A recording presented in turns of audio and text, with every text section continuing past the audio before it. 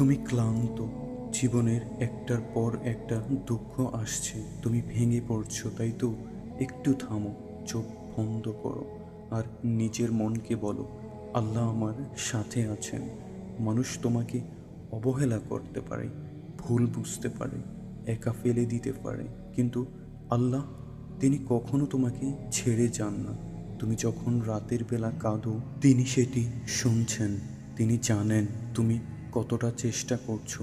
তিনি জানেন তুমি পাপ করতে করতে ক্লান্ত।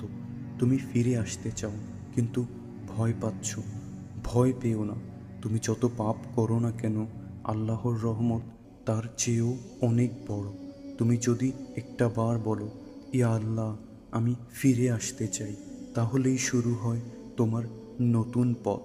তুমি আল্লাহর দিকে এক কদম এগোলে তিনি তোমার দিকে 100 কদম এগিয়ে আসেন।